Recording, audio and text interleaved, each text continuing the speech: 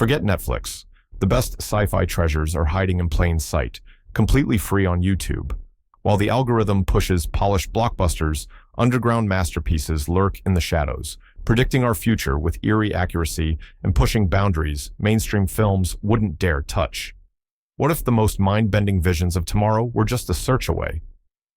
Let's dive into the forgotten gems waiting to blow your mind. La Jetée, 1962. Time travel has never been this haunting. Chris Marker's La Jetée isn't just any sci-fi film. It's 28 minutes of black and white still photographs that somehow pack more emotional punch than most 3-hour epics. Set after World War III, scientists send a prisoner back through time to save humanity, but instead, he falls hopelessly in love. What's wild is that this experimental short inspired Terry Gilliam's 12 Monkeys, yet most film buffs have never seen the original. The genius of La Jetée is its simplicity. No fancy CGI, no elaborate sets, just photographs, narration, and one brief, haunting moment of actual motion that will send chills down your spine. Critics initially dismissed it as pretentious art house nonsense, but time proved them dead wrong. This forgotten masterpiece predicted our obsession with memory, trauma, and how the past shapes the future. The film's power comes from what it doesn't show. Its post-apocalyptic world feels more authentic than today's billion-dollar disaster flicks. Underground tunnels, scientific experiments on unwilling subjects, and a protagonist tortured by memories of a face he can't forget. It's psychological sci-fi that burrows into your subconscious and refuses to leave. Marker created this on a budget that wouldn't cover the catering bill for a Marvel movie, yet its fingerprints are all over modern science fiction. Next time someone tells you sci-fi needs spectacular visuals, point them to La Jetée, the film that proves the most devastating journeys happen inside the human mind. Alphaville, 1965. Imagine a city where poetry is illegal, emotion is outlawed, and a computer runs everything. That's Alphaville, Jean-Luc Godard's noir-soaked nightmare that predicted surveillance capitalism decades before Facebook or Google existed. Let me caution, a trench-coated detective straight out of a pulp novel infiltrates this dystopian metropolis ruled by Alpha 60, an AI system that has decided humans are too messy and unpredictable to be trusted with their own decisions. What's mind-blowing is that Godard shot this film entirely in 1960s Paris, transforming mundane office buildings and hotel corridors into alien spaces through nothing but camera angles and stark lighting. No special effects, no elaborate sets, just the alienation of modern architecture reframed as science fiction. This wasn't just low-budget filmmaking, it was visionary guerrilla cinema. Critics called it pretentious when it premiered, completely, missing that Godard had essentially predicted how algorithms would eventually rule our lives. Alpha 60's monotone voice, announcing rules and restrictions, feels eerily similar to how social media platforms police speech today. The computer's ability to track citizens through a central database, that's basically China's social credit system, envisioned 50 years early. The film's most powerful moment comes when caution defeats the machine not with weapons or hacking, but by reciting poetry. It's the human capacity for illogical beauty that crashes the system, a statement about resistance that feels more relevant now than ever. Alphaville isn't just prescient, it's a blueprint for fighting back against algorithmic control. Available in its entirety on YouTube, this black and white masterpiece manages to feel more contemporary than most sci-fi made yesterday. Watch it and realize that sometimes the most accurate prophets are the ones we've forgotten. World on a Wire, 1973. Before The Matrix blew everyone's minds in 1999, Rainer Werner Fassbinder's World on a Wire was asking if our reality is just a computer simulation in 1973. This two-part German TV movie follows Fred Stiller, a scientist who takes over a government-backed virtual reality project after his boss dies mysteriously. Soon, Stiller notices people disappearing, memories being altered, and reality itself seeming to glitch around him. The absolute wildest thing about this film is how it predicted not just VR and simulation theory, but the entire aesthetic of cyberpunk decades before the term existed. Glass and steel environments, mirror reflections everywhere, corporate overlords using technology to maintain control. It's all here, looking impossibly modern despite being made when most people hadn't even seen a computer. Critics largely ignored it upon release. It was just TV, after all. But modern audiences recognize it as one of the most prophetic works of science fiction ever made. Its slow burn paranoia and philosophical weight make most contemporary sci-fi look like shallow entertainment by comparison. Fassbinder's camera constantly moves through transparent surfaces, reflecting and distorting reality, visually reinforcing the film's central question: what if we're just code in someone else's program? What makes World on a Wire truly special is how it treats its high-concept premise not just as a plot device, but as a genuine philosophical problem with real human consequences. Stiller isn't just fighting for his life, he's fighting to prove that his life has meaning, even if it's artificially created. That's the kind of depth most sci-fi still struggles to achieve. Recently restored and now available on YouTube, World on a Wire deserves recognition as the grandfather of simulation theory in cinema. Watching it now feels less like looking back and more like peering into tomorrow. Stalker, 1979. Forget fancy special effects. Andrei Tarkovsky's Stalker creates an alien landscape using nothing but abandoned factories, overgrown fields, and the director's hypnotic pacing. Three men, known only as the Stalker, the Writer, and the Professor, journey into the Zone, a restricted area containing a room that supposedly grants your deepest wishes. The catch? The Zone is filled with invisible traps that kill those who don't respect its rules. What's absolutely insane is that Tarkovsky shot this near a poisonous chemical plant. Many crew members developed cancer, including Tarkovsky himself, who died 7 years later. The film literally killed its creator, giving it a tragic mystique that's impossible to shake while watching. Even more eerie, the film predicted the Chernobyl disaster that would create a real-life zone in Ukraine just 7 years after its release. Initially dismissed as too slow and philosophical for mainstream audiences, Stalker has gradually been recognized as one of the greatest science fiction films ever made. Its influence stretches from video games like the STL-KR series, which directly borrows its name, to films like Annihilation and Arrival. Any movie about mysterious zones where reality bends owes a debt to Tarkovsky's masterpiece. The power of Stalker comes from what it doesn't explain. The zone might be an alien visitation, a psychological space, or something entirely unclassifiable. The characters debate faith, art, and the nature of happiness while navigating a landscape that seems actively hostile to human presence. It's a film that uses science fiction not for escapism, but to ask profound questions about what humans truly want versus what would actually make them happy. Available in full on YouTube, Stalker demands patience, but rewards it with images and ideas that will haunt you for years. In a world of disposable entertainment, it stands as a reminder that the greatest sci-fi doesn't dazzle your eyes, it colonizes your thoughts. Hardware, 1990.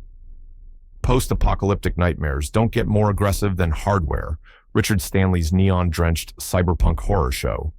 Set in a radiation-blasted future where water is rationed and the population controlled, a scavenger brings home a strange robotic head as a gift for his sculptor girlfriend. Bad move. The head belongs to the MARK-13, a government-designed killing machine that self-repairs, rebuilds itself from household items, and decides to eliminate everyone in the apartment. What's absolutely bonkers is that Stanley made this punk rock bloodbath for just $1.5 million. The film looks like it cost 10 times that, with its saturated red lighting, gritty industrial sets, and shockingly convincing killer robot. Even wilder, Stanley smuggled the entire production into an abandoned London building without proper permits, guerrilla filming his way into cult history. Critics were split down the middle. Some called it derivative trash, others hailed it as a visionary debut. But the film found its audience on VHS, becoming the first officially certified independent film to hit #1 on UK video charts. The MPAA slapped it with an X rating for its graphic violence, which only fueled its reputation as dangerous cinema. Hardware stands apart from most low-budget sci-fi by taking its world-building seriously. News broadcasts detail water shortages and population laws. The apartments are cluttered with salvaged tech and makeshift repairs. Everything feels used, broken, and desperately maintained. A future that's less about flying cars and more about surviving one more day in a world that's already ended. The film's aggressive industrial soundtrack, featuring Ministry, Public Image Ltd., and Iggy Pop, cements its status as a punk rock middle finger to glossy Hollywood sci-fi. Available in its uncut form on YouTube, Hardware remains a vicious, stylish reminder that sometimes the most authentic visions of tomorrow come from the margins, not the mainstream. Cube, 1997. 7 strangers wake up in a maze of identical cubic rooms. Some rooms are safe. Others contain deadly traps that slice, dice, and dissolve. No explanation, no memory of how they got there. Just the desperate need to escape the mathematical nightmare they're trapped in.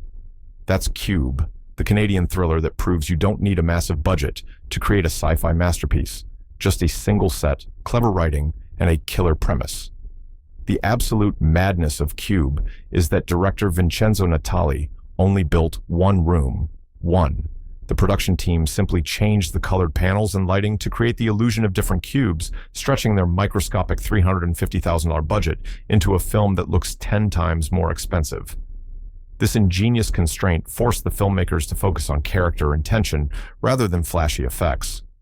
Critics were divided when it premiered at Toronto Film Festival. Some dismissed it as a Twilight Zone knockoff, while others recognized its brilliance as a political allegory about bureaucracy and class conflict. The film bombed at the box office, but found cult status on DVD, eventually spawning 2 inferior sequels and a Japanese remake. What makes Cube special is how it uses its confined space to explore human psychology under pressure. The characters each represent different approaches to crisis: logic, emotion, suspicion, leadership. As they navigate the deadly puzzle, they're really exploring what makes humans survive or break in impossible situations. The film never explains who built the cube or why, a deliberate choice that fuels endless debate among fans. Is it a government experiment, alien testing ground, metaphysical punishment? This ambiguity elevates it from simple thriller to philosophical puzzle box. Available in full on YouTube, Cube remains a masterclass in doing more with less, proving that in science fiction, concept trumps budget every time. The Man from Earth, 2007. No spaceships, no lasers, no special effects whatsoever. Just a group of professors in a cabin, listening to their colleague claim he's been alive for 14,000 years. That's The Man from Earth, a film that proves the most mind-bending sci-fi requires nothing but dialogue and imagination. John Oldman, a retiring history professor, gradually reveals to his skeptical friends that he's a Cro-Magnon man who never aged past 35, witnessing human civilization from its beginnings. What's absolutely wild is that this low-budget indie was written by Jerome Bixby on his deathbed, the same man who wrote classic Star Trek episodes like Mirror, Mirror and the Twilight Zone's famous It's a Good Life. This was literally his final statement to the world, completed days before he died in 1998, though not filmed until years later. The film was practically buried upon release, making just $315,000 in limited distribution. Then something unprecedented happened. Director Richard Schenkman discovered that BitTorrent piracy was actually helping the film find an audience. Instead of fighting the pirates, he thanked them publicly, leading to a surge in DVD sales and transforming the film into a profitable cult hit through word of mouth. The genius of The Man from Earth is how it systematically tests Oldman's claim from every angle: historical, biological, psychological, religious. Each professor brings their academic specialty to bear on his impossible story, creating an intellectual detective story where the mystery is whether this ordinary-looking man could actually be the oldest living human. When Oldman casually mentions meeting a young religious teacher in the Middle East 2,000 years ago, the film ventures into territory that caused some religious viewers to condemn it, while others found it profoundly thought-provoking.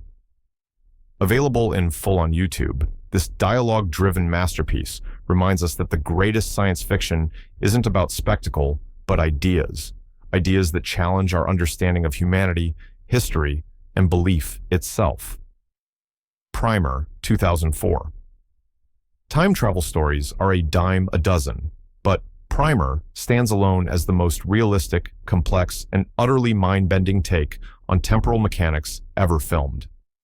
2 engineers accidentally discover time travel while working on a side project in their garage. What follows isn't adventure. It's a paranoid nightmare of causality loops, multiple timelines, and the moral disintegration of friendship under impossible pressure. The absolute insanity of Primer is that director Shane Carruth made it for just $7,000, serving as director, writer, star, editor, composer, and producer. With a background in mathematics and engineering, Carruth created a film so technically dense that viewers have created entire websites dedicated to mapping out its intricate timeline, with some scenes featuring up to 9 versions of the same characters from different points in time. Critics were blindsided. Some dismissed it as impenetrably complex, while others hailed it as revolutionary. Roger Ebert famously wrote that he didn't understand the plot, but gave it 4 stars anyway for its authenticity and ambition.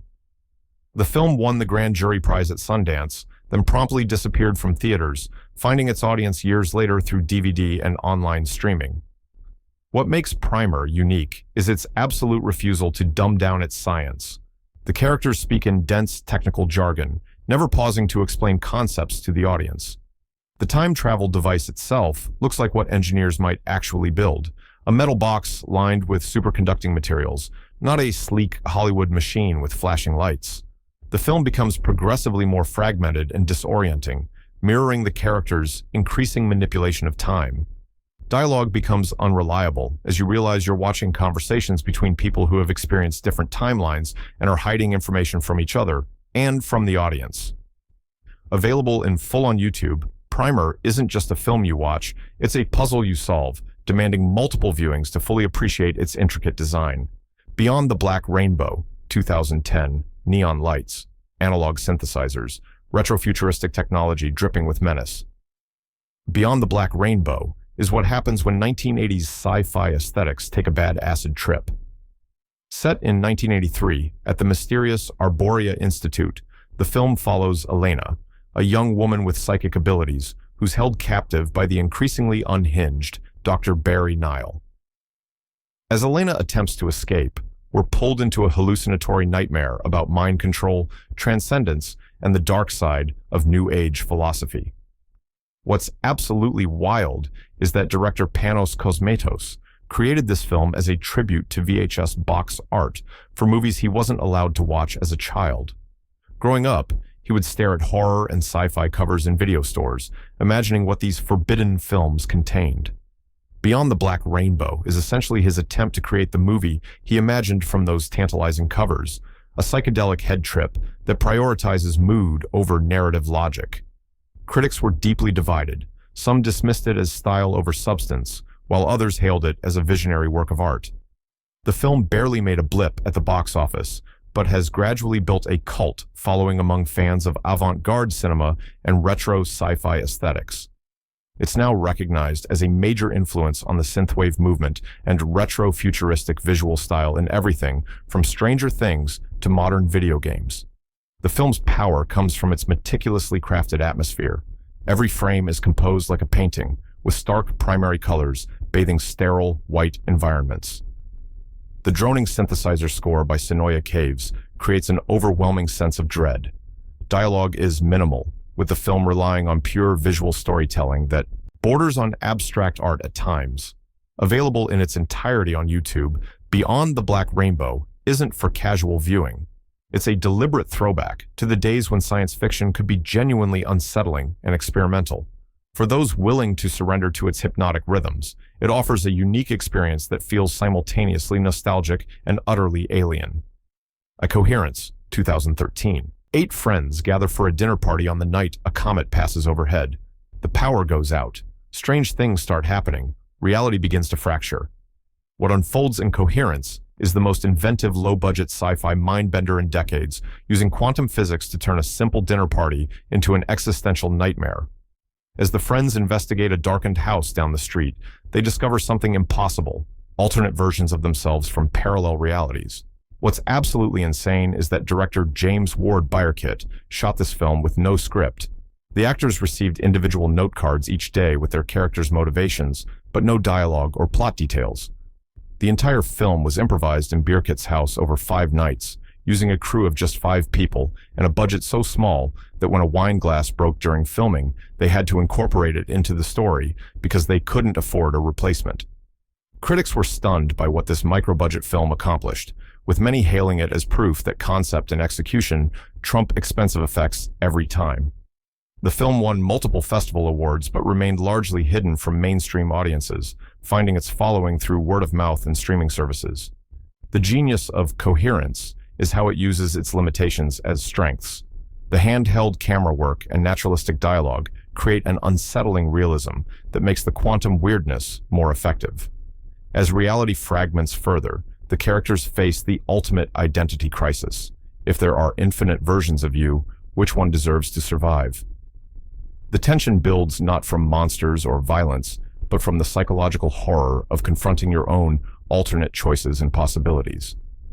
Available to watch for free on YouTube, Coherence proves that the most effective science fiction doesn't need massive budgets or elaborate effects, just a brilliant concept explored to its logical, mind-bending conclusion. It's the kind of film that leaves you questioning reality long after the credits roll. These hidden gems prove that the most revolutionary sci-fi often lurks in the shadows, waiting to blow your mind without demolishing your wallet. Which of these underground classics hit you hardest? Drop your thoughts below. And here's the real question that keeps me up at night. In 20 years, will today's forgotten sci-fi be recognized as prophetic? Or are we no longer capable of seeing the future before it arrives? The next undiscovered masterpiece is just a search away. What are you waiting for?